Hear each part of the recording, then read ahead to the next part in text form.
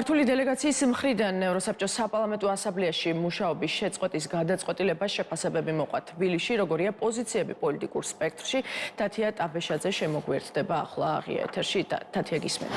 დიახ, მარია, მიდრე შეფასებებს გავაცნობდე ჩვენს მაყურებელს, მოკლე შესავალს გავაკეთებ. ოპოზიცია ითხოვდა, რომ ევროსაბჭოს საპარლამენტო ასამბლეაში საქართველოს დელეგაციის უფლებამოსილების ცნობა არ მომხდარიყო და ჩვენ ვიცით, რომ ეს უფლებამოსილება მაინც ცნეს, თუმცა გარკვეული დათქმებით და საუბარი არის 14 მოთხოვნაზე, რომელიც ქართულმა მხარემ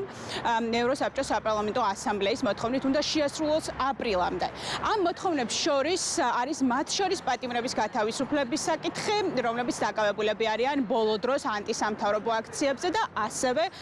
არის ახალი არჩევნების ჩატარების მოთხოვნაც. ეს საკითხი აღმოჩნდა ყველაზე ხმაურიანი, რომელმაც გამოიწვია, ესე ვთქვათ, აჟიოტაჟი ქართულ პოლიტიკურ სპექტრში, ამით ქართული ოცნება შეიძლება ითქვას, რომ არის გაბრაზებული, ხოლო ოპოზიცია პირიქით არის კმაყოფილი და დავიწყებ ოპოზიციის შეფასებებით. ისინი ამბობენ, რომ ეს არის პირველი შემთხვევა, როდესაც ასამბლეამ ქართული 26 ოქტომბრის არჩევნების თაობაზე კითხვის ნიშნები დასვა ღიად და თქვა, რომ ეს არჩევნები არის ხილახლა ჩასატარებელი და ამას ოპოზიციაში მიიჩნევენ საქართველოს მოქალაქეების და ქართული ხალხის დამსახურებად, რომლებიც დგანან ბოლო 2 თვის განმავლობაში საქართველოს ქუჩებში, ძირითადად კი რუსთაველის გამზირზე ევროპული მომავლის დაცვის სახელით. ასეთი იყო ოპოზიციის შეფასებები. ისინი აგრეთვე აკრიტიკებენ ქართულ ოცნებას იმ ნაწილში, რომ ქართულმა ოცნებამ თავად თქვა დელეგაციის ფუნქციონირებასთან დაკავშირებით უარი, ვინაიდან ქართული ოცნების განცხადებით ეროვნული ღირსების შემლახავი არის ის ფაქტი, როდესაც საპარლამენტო ასამბლეა მათ ახალი არჩევნების ჩატარებისკენ მოუწოდა, ვინაიდან ქართული ოცნების მტკიცებით არჩევნები არ გაყალბებულა, არანაირი მტკიცებულებები არ არსებობდა ამის თაობაზე და ეს უშუალოდ არჩევნების დღეს და მის მომდევნო დღეებშიც კი არ გაუპროტესტებიათ კრიტიკულად განწყობილ ადამიანებს, ამიტომ არ არსებობს არანაირი მტკიცებულება ქართული ოცნების თქმით, რომ არჩევნები გაყალბდა, შესაბამისად მათთვის მიუღებელია, როდესაც საპარლამენტო ასამბლეის მხრიდან ჟღერდება ასეთი მოთხოვნა, რომ ხელახალი არჩევნები უნდა ჩატარდეს საქართველოში. აქვე მე მაყურებელს ვეტყვი, რომ საქართველოს რჩება ევროპის საბჭოს წევრ ქვეყნად, აქ საუბარი არის მხოლოდ ქართული დელეგაციის, ესე ვთქვათ, მუშაობის შეჩერებასთან დაკავშირებით, რომელზეც თავად ქართულმა მხარემ თქვა უარი, რომელიც განმარტა ღირსების დაცვის მოტივით. ამ რეზოლუციას აქვს უდიდესი მნიშვნელობა სწორედ იმის ხაზგასასმელად, რომ მთელი ცივილიზებული სამყარო მხარს უჭერს ქართული ხალხის ბრძოლას და ეს რეზოლუცია იქნა ერთხმად მიღებული და იმის ნაცვლად, რომ ქართულ ოცნებას გაეთვალისწინებინა ეს უმნიშვნელოვანესი გადაწყვეტილება, რომელიც მიიღო ევროსაბჭოს საპარლამენტო ასამბლეა, ქართული ოცნების დელეგაციამ განაცხადა,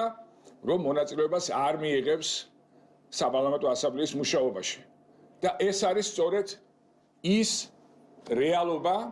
რომელიც დგას ახლა ჩვენი ქვეყნის წინაშე, როდესაც ქართული ოცნების ძალისხმევით ქვეყანა არის სრულად იზოლირებული ცივილიზებული სამყაროსგან და სრულ დევიზის ღირსებით ევროპისკენ ნაცვლად ქართულ ოცნებამ დააყენა რეალობა კუდამოძუებული ევროპიდან. ტრაგედია არის ის, რომ 1999 წლის 27 იანვარს ესეც რაღაცნაირად სიმბოლურია, რომ ისიც იანვარში იყო ზურა ჟვანიას წელიწადობილი ფრაზა მე ვარ ქართველი, მას შესაძლოა ვარ ევროპელი, როდესაც ევროპის საბჭოს წევრი გახდა საქართველო და 26 წლის თავზე ქართველი ხალხისთვის დაუკითხავად ივანიშვილის ეგრეთ წოდებული ხელისუფლება. ისე ხალხს არ ეკითხება, უბრალოდ ეს სასოწარკვეთილად გადაწყვიტა, რომ აი მე ვტოვებ, რა თქოს დაასწრო ევროპის საბჭოს. ვიმეორებ, ეს არის ეროვნული ინტერესების და ქართული ხალხის ღალატი. ჩვენ იქ ნახეთ ძალიან ბევრი გამომსვლელი, რომელიც აბსოლუტურად უაპელაციოდ, აბსოლუტურად ყველანაირი მტკიცებულების გარეშე, ყველანაირი ფაქტის გარეშე მაინც უადანაშაულებს იმასთან დაკავშირებით, რომ საქართველოში არჩევნები იყო გაყალბებული და ითხოვენ ჩვენგან ახალი არჩევნების ჩატარება. შესაბამისად, ჩვენ ფიზიკურად სხვა გზა არ გქონდა დარჩენილი, იმიტომ რომ ჩვენ ვართ ღირსეული ქვეყანა, თავმოყარე ქვეყანა და გადავდგით ეს ნაბიჯი და ჩვენი სურვილით უარი უთხარით ვიყიდით ამ უფლებამოსილების ცნობაზე და რა თქმა უნდა ეს არის ახლა დროებითი გადაწყვეტილება, ვინაიდან დარწმუნებულები ვართ, რომ როგორც ამერიკის შეერთებულ შტატებში გაიმარჯვა საღმა აზრმა, ისე გაიმარჯვებს საღი აზრი საბოლოო ჯამში ბრიუსელშიც და სტრასბურგშიც და შესაბამისად მე შეუდგება ჩვენი დელეგაცია უკვე საპარლამენტო მუშაობას პასეში. თვითონ პასეს წევრობა ამ ინტეგრაციასთან კავშირში არ არის, როგორც უკვე აღნიშნეთ, ჩვენი ქვეყანა საქართველო რჩება